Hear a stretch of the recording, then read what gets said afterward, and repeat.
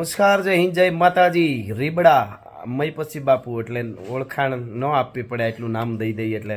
અને સ્વર્ગસ્થ કહેવાની ઈચ્છા ન થાય એવા મય પછી બાપુની એક વરહ વીતી ગયો, એમની પ્રથમ પુણ્યતિથિ આવી ગઈ છે.